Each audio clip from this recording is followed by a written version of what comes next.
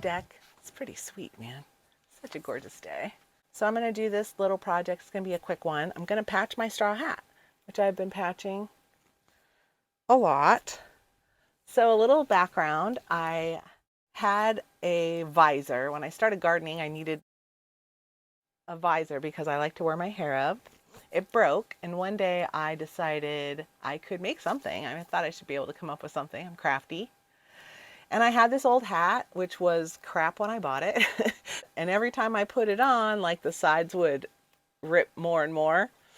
So it had all these holes around. And so I cut off the top. I was like, oh, I might as well just sacrifice it, right? So I cut off the top, although it was all jagged. And I kind of stitched it with embroidery floss.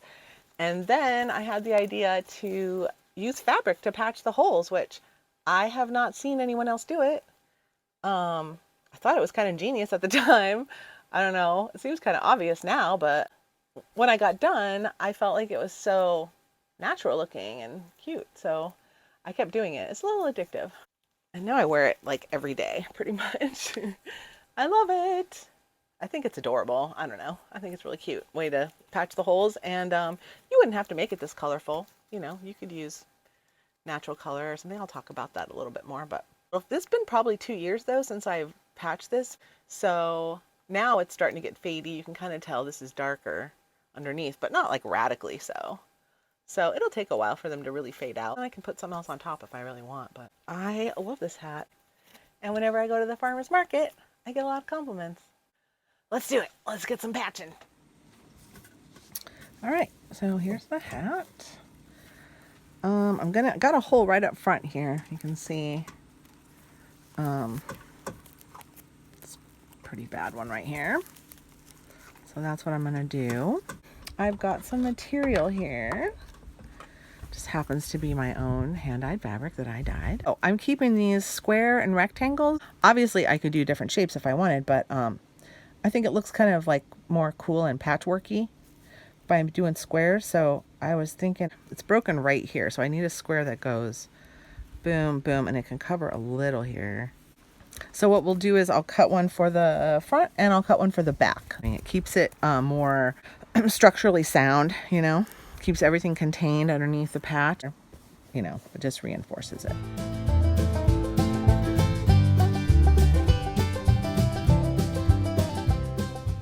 So this is raw edge applique, which means I'm not going to turn the edges under. I just leave them raw and they can fray a little, but I'm going to do a whip stitch. So that should catch in the edges mostly, especially since you don't wash it. If it was something I was going to wash, I would probably do it differently, but this works fine for straw, you know.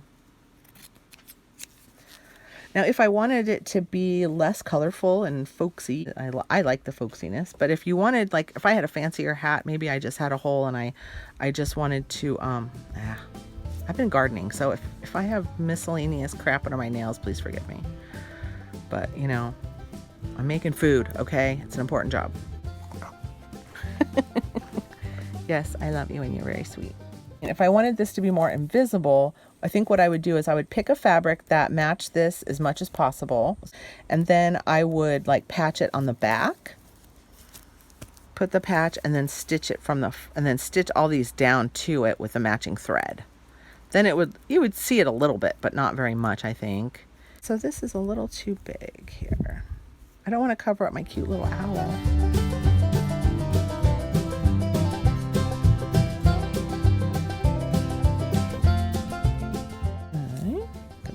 Shiny Fiskars. Ooh, half price at Joann's.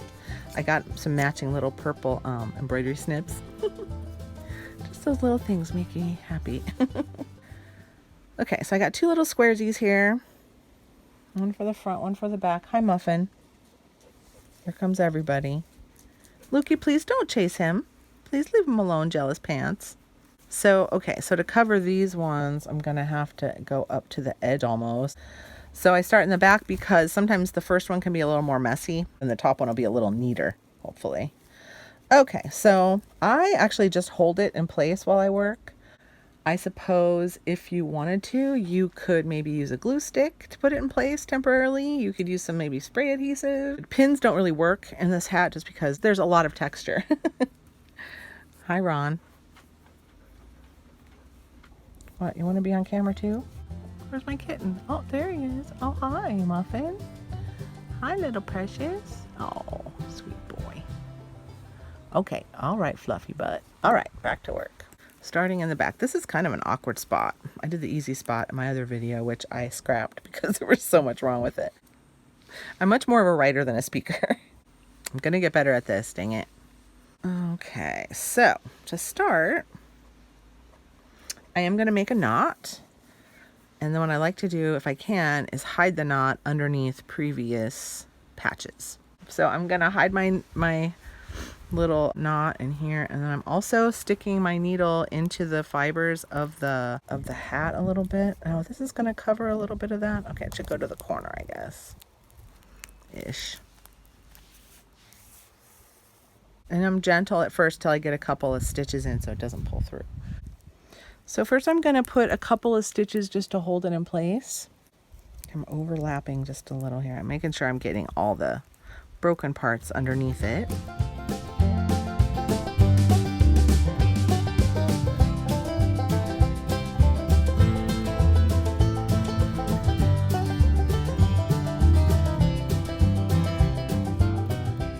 Now I'm going to do a whip stitch, which is I come over and just go through the hat a little bit. I don't worry about going all the way through the hat. I just want to catch it in there because these fibers are pretty thick. And then that's it. I'm going to do some big whip stitches. I'm not worried about them looking perfect. I just want it to stay on.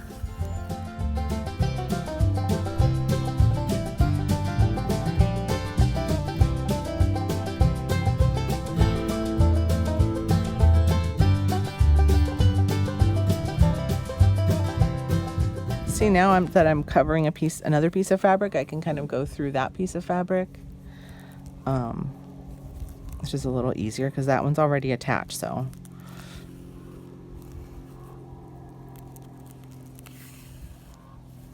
this is addicting. I'm gonna tell you, once I started patching this hat, I couldn't wait. I kept patching it until I really didn't have any more places to patch.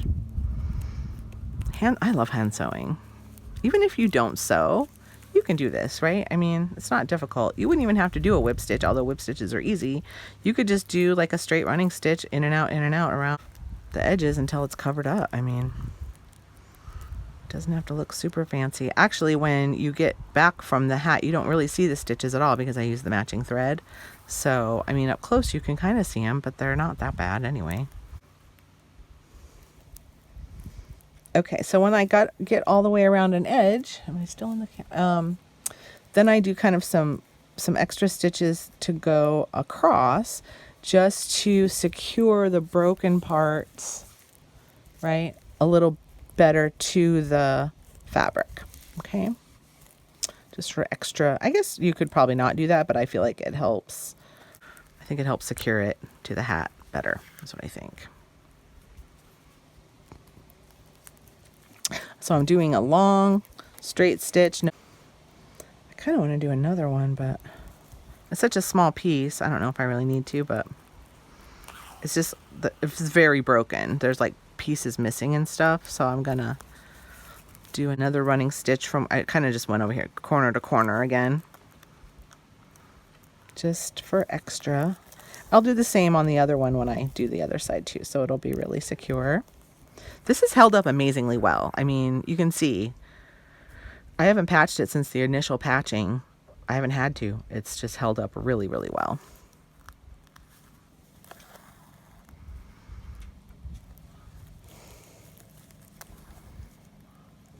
Okay, now I'm going to put on the other side.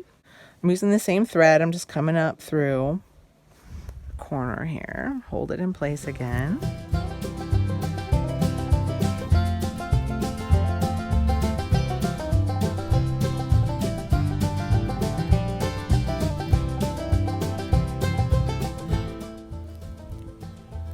Now I'm going through the fabric again.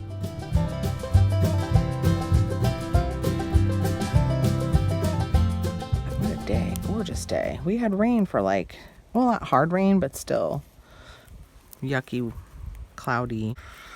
So today I was in the garden. I picked a bunch of tomatoes. It's almost salsa time. Salsa time. I know this isn't a gardening channel, but I'm definitely going to do another salsa video because salsa is life, okay?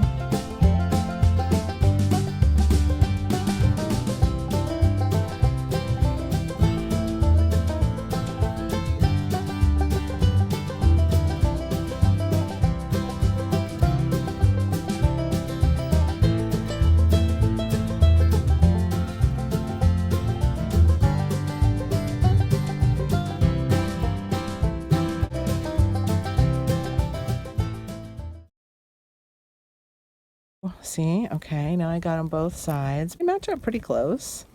Now I'm gonna do what I did before with a long running stitch, kind of, I think I'll do a big like X, but I'm gonna go through all the layers. So I wanna go straight up and down instead of putting the needle like in and out like I was, because I wanna make sure I get all the layers in there well. So I'm gonna just do a up and down, like, I mean, technically this is quilting, I guess. It's like teeny tiny quilts. Another sewing thing I would like to do on my channel, which I probably will, maybe in the winter, is during COVID, my sanity project in the beginning was I had this revelation that I should take all my old clothes, which I can't seem to part with. So I just started taking all those clothes and making them into new clothes. And now, I mean, originally it was just home clothes. I realized all my at-home clothes were crap. So I made these weird, cute clothes. And then now I like them so much, I wear them out places. But anyway, I came up with some kind of good techniques and I really want to share. Okay, there it is. I'm done. Boom, just like that. That didn't take too long. I'm gonna go to the back to make my knot.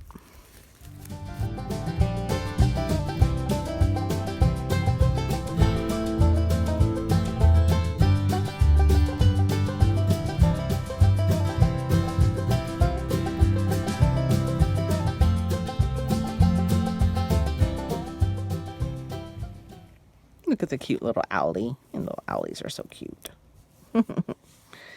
Love my little owlies. Okay, and then I'm gonna run my thread underneath the fabric so that I can hide the little end I'm gonna cut off, so I don't have the end sticking out everywhere. Kind of an embroidery trick.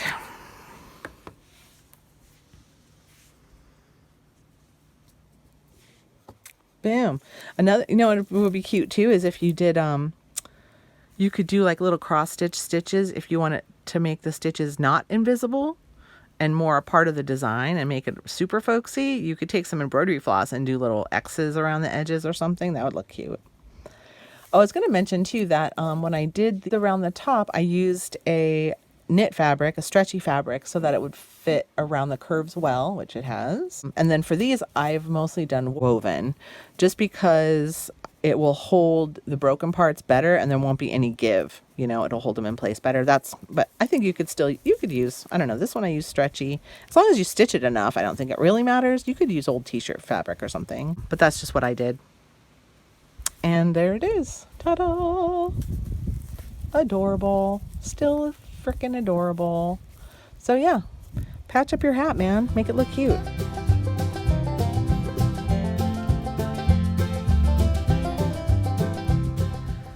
Ta-da! Hey, if you made it this far, why don't you just push the button and join my little clubhouse? Because there's a lot more fun, weird projects coming up, and I would love to see you there. And kitties!